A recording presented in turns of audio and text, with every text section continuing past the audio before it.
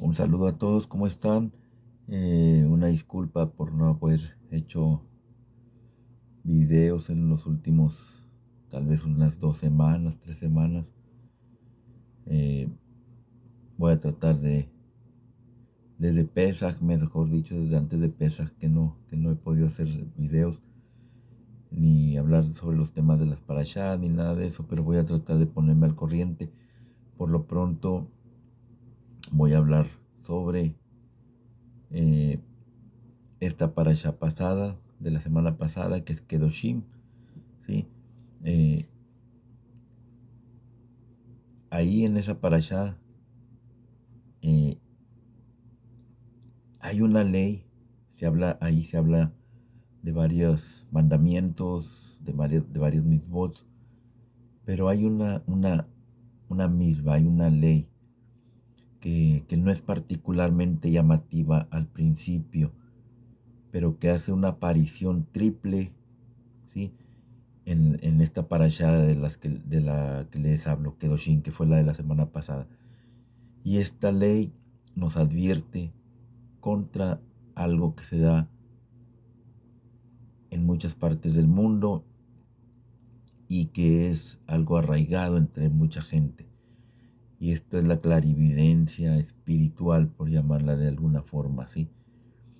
En Vayikra 19, en Vayikra, en el Sefer Vayikra, en el libro de Levítico, capítulo 19, versos, perdón, traigo un poco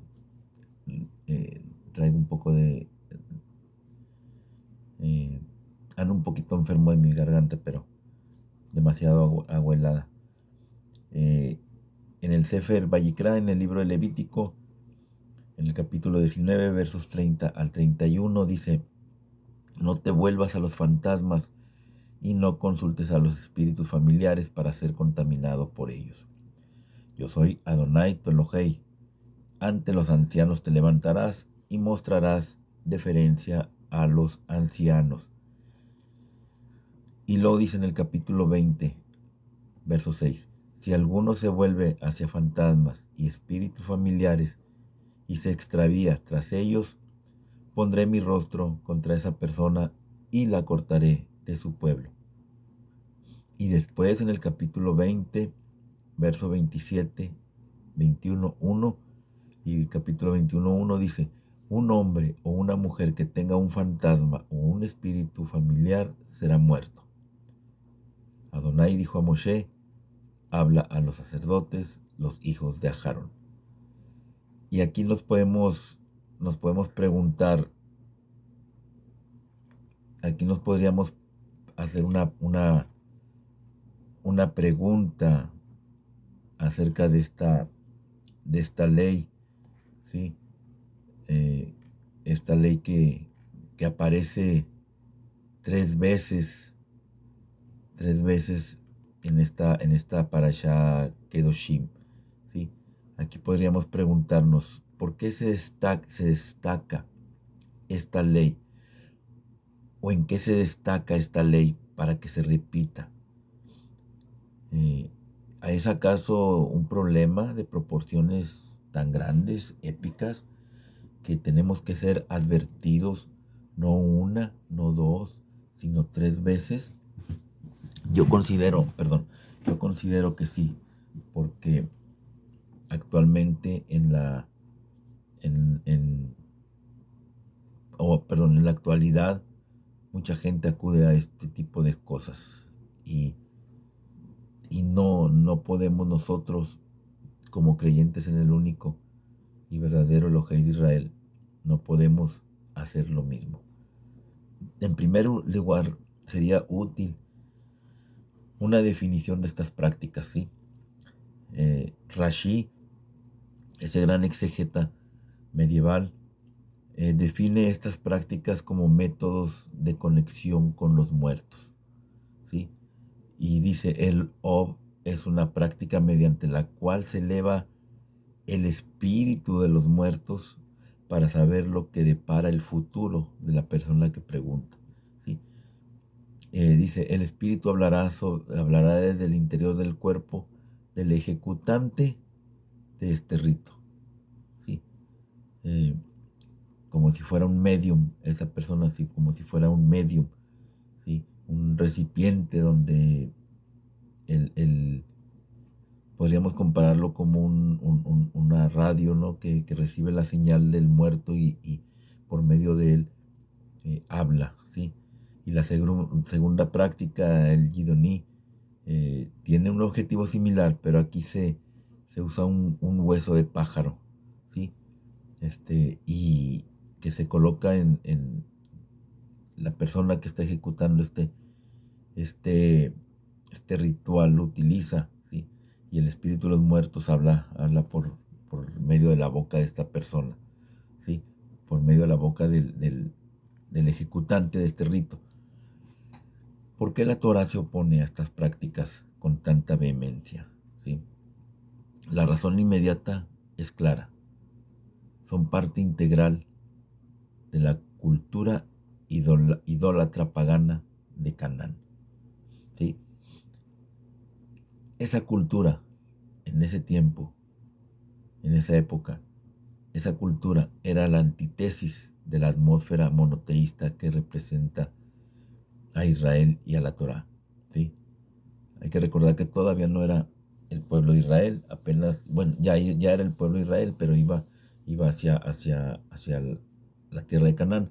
Y el Eterno les advierte que no tenían que hacer lo mismo que las naciones. ¿Sí? ¿Por qué? Porque Canaán era la antítesis de lo que el Eterno quería que fuera el pueblo de Israel, ¿sí? Por medio de la Torah. Y por lo tanto, esas prácticas están prohibidas, como muchas otras prácticas que dice el Eterno que no hagas como las naciones, ¿sí? Este, Después vamos a hablar sobre otras cosas, más adelante otros temas. Voy a estar tratando de grabar videos más seguido de diferentes temas, ¿sí? Y aquí vale la pena hacer un comentario adicional a esto. Rav Hirsch señala que el mandato de respetar a los ancianos, ¿sí? Está vinculado a la prohibición de esta práctica de nigromancia, ¿sí? Si se fijan, al principio, en la tercera parte, dice que no consultarás a los espíritus de los muertos, etcétera, etcétera. Y dice, ante los ancianos te levantarás, ¿sí? Dice Rav Hirsch, la concepción errónea de estos oráculos busca perder todos sus poderes de pensamiento y sentimiento para que, privados de todos sus propios sentidos, caigan bajo el poder del espíritu dador del oráculo. No desea colocar la decisión de lo que está a punto de hacer. Bajo el dictado de la palabra de Adonai, cuyas leyes para el comportamiento humano están dirigidas a la mente clara y despierta, ni bajo los dictados de su propio cerebro pensante. Con todo su libre albedrío mental y moral, pone la decisión para sí mismo y sus actos bajo los dictados de algún oscuro poder misterioso. ¿Sí? Nos dice Rav Hirsch que cuando tú te pones o tú consultas por medio de un medium, de un oráculo, de esta persona que es el recipiente o es el medio de transmisión utilizado por el fantasma o por el muerto al que se le pide consejo, tú estás renunciando a tu propio libre albedrío, ¿sí? Y a la confianza y emuná que tienes ante el Eterno. Dice, levantarse ante los ancianos es de nuevo todo lo contrario a esto, ¿sí? Este texto exige ponerse de pie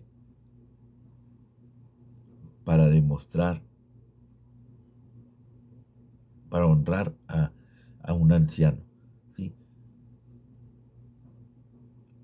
Sebaj, que es Sebaj es una vejez honorable, gastada en fidelidad al deber, ¿sí?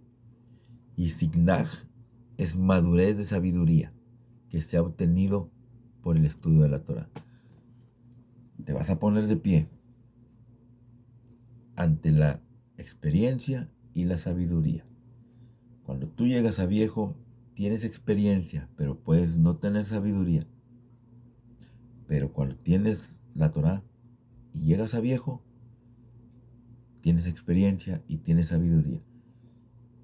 Al entendimiento humano claro y circunspecto que madura con la experiencia. ¿Sí? La Torá te da esa sabiduría, ¿sí? La edad, cuando ya eres un anciano, la edad te da experiencia, pero la Torá te da sabiduría, ¿sí?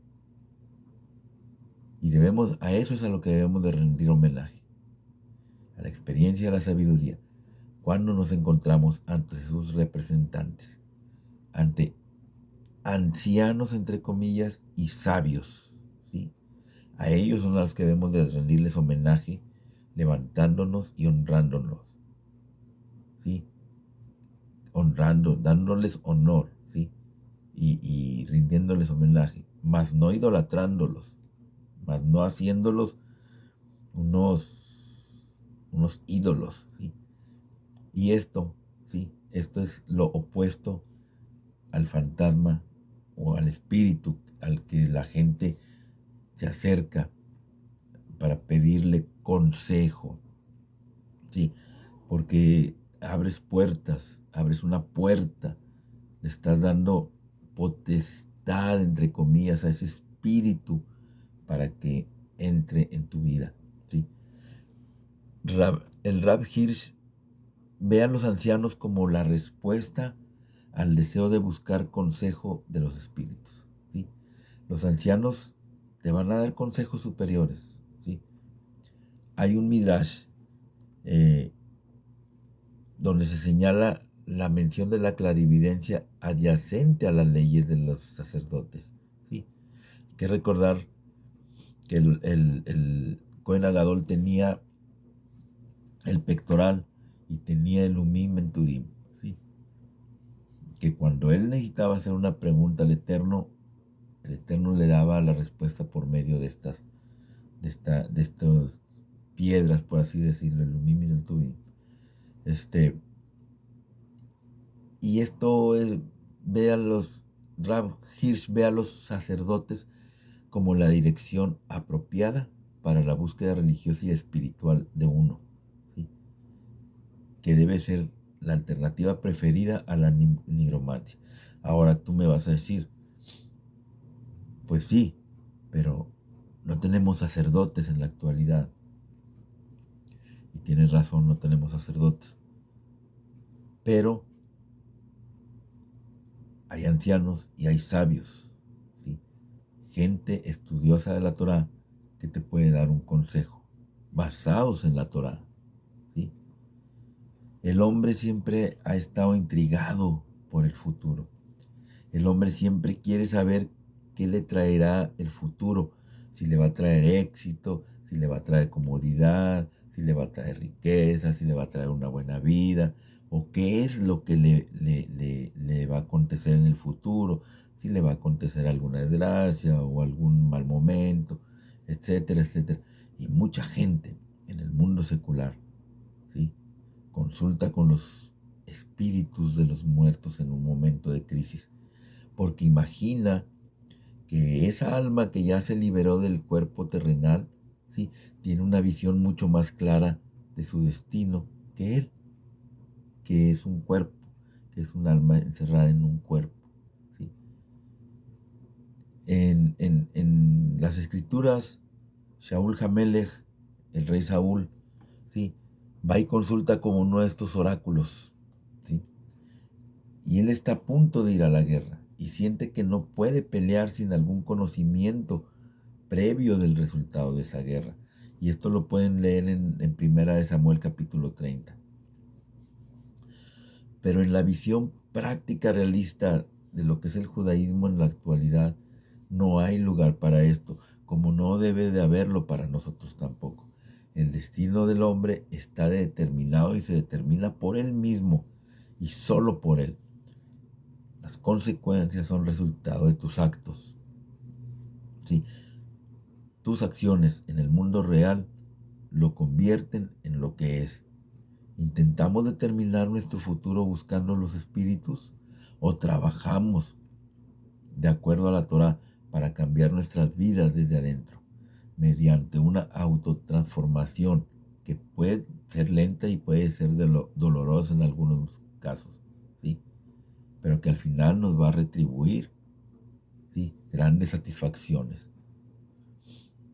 Muchas religiones ven el fenómeno de la muerte como como un espectáculo positivo en la medida en que resalta y sensibiliza la conciencia y la sensibilidad religiosa.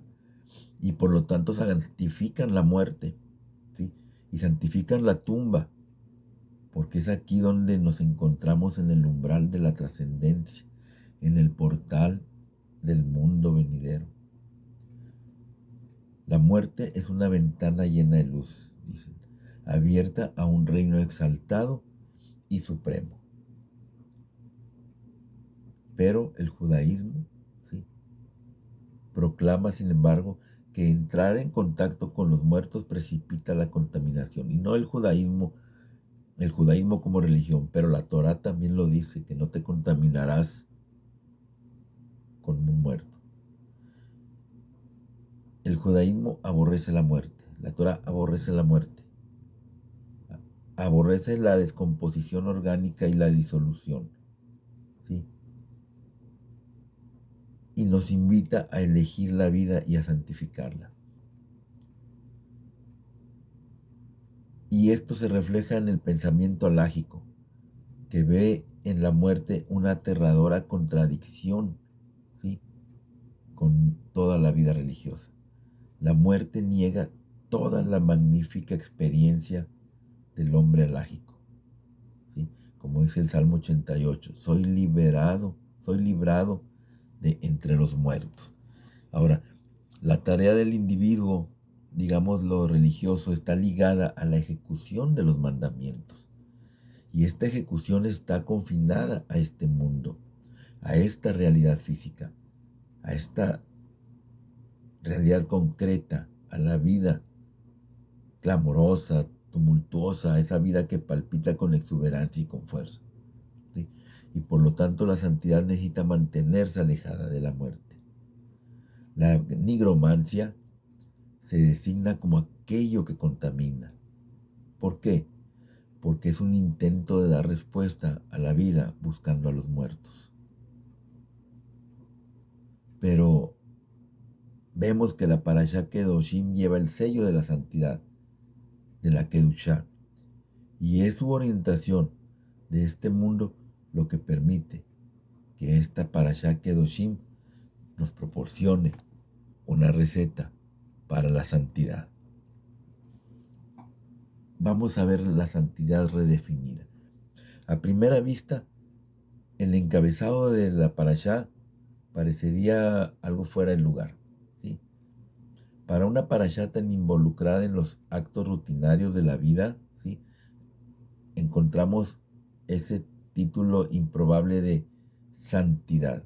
Seréis santos, nos dice, es la primera línea de la Parashá, ¿sí? Y también es su verso final. Adonai habló a Moshe diciendo, habla a toda la comunidad de Israel y diles, santos seréis, porque santo soy yo, Adonai vuestro Elohei. Y cuando termina la parashá, dice, vosotros seréis santos para mí, porque yo, Adonai, soy santo, y los he apartado de los otros pueblos para ser míos. ¿Cómo podemos ser santos? ¿Cómo podemos ser del Eterno si no somos santos? Por lo general, la santidad que se ve es el resultado de la retirada de la rutina de la vida cotidiana y de la sociedad, ¿sí? Y eso lo vemos en la India, en algunos grupos religiosos dentro de la religión católica, en algunas iglesias cristianas, en otros tipos de religiones como el budismo, el shintoísmo, ¿sí?, que se reserva exclusivamente a un grupo piadoso y elitista, ¿sí? ¿Por qué? Porque solo unos cuantos pueden alcanzar esa santidad. Un ermitaño puede ser santo, ¿sí?, cuando se esconde del mundo y de sus influencias contaminantes. Un monje también, un monje solitario, también puede ser santo porque se encierra en su celda a rezar y a meditar. Un frágil anciano también puede ser santo, ¿sí?, inclinado sobre sus libros. Pero dentro de lo que es el judaísmo, este nos da una presentación muy diferente del camino que conduce a la santidad, a la vida santa. La halajá, que es la ley judía, celebra la vida en toda su colorida diversidad. No solo la halajá, la Torá también celebra la vida. La Torá nos enseña ese concepto de una sociedad de sacerdotes y una nación santa. En Shemot 19:5, Éxodo 19:5. Al considerar que el mundo en cada área de la vida tiene el potencial de ser santificado, ¿sí? La halajá establece como objetivo infundir cada acción con lo sagrado, ¿sí? Podemos nosotros llegar a, a que cada cosa cotidiana que hacemos pueda llegar a ser santificada, ¿sí? La halajá establece como objetivo eso, infundir o fundir cada acción con lo sagrado. La agricultura, el comercio, la vida familiar, la sexualidad, la ropa, todo puede conectarse con lo divino, ¿sí? ¿Y cómo lo podemos hacer? Empezando, vamos a ver un ejemplo de la ropa, ¿sí? Cuando tú tienes cierta ropa que utilizas simplemente, solo para Shabbat, esa ropa está siendo santificada, por decirlo de alguna forma, porque es apartada, ¿sí? Que es lo que eso significa Kadosh, apartado. Está siendo apartada para única y exclusivamente la fiesta de Shabbat, el día de Shabbat, o para las fiestas y santas convocaciones que nos marca la Torah. Eso se trata de fundir, ¿sí? De fundir cada acción con lo sagrado. La santidad no es un escape del mundo. La santidad no es ir y esconderse en una cueva, ir y encerrarse en una celda como en los monasterios, ir y encerrarse en un cuarto y estar ahí rezando y golpeándose y leyendo. No, no, no, no, no. La santidad no es para escaparse del mundo. La santidad está en la fibra misma de la vida. En palabras de Rav Kook, no vemos el mundo y la sociedad como un páramo sin Dios, vacío de contenido espiritual. Más bien, debemos definir nuestro mundo como todavía no santo.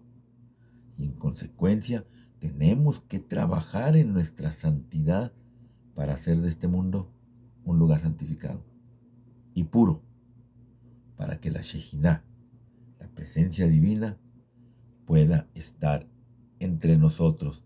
Y entonces sí, poder decir que somos Kadoshim, que somos santos, apartados para el servicio del Eterno. Que el Eterno los bendiga. Ya voy a empezar a retomar nuevamente eh, compartirles lo que vaya aprendiendo. Que tengan una bonita noche, que el Eterno los bendiga.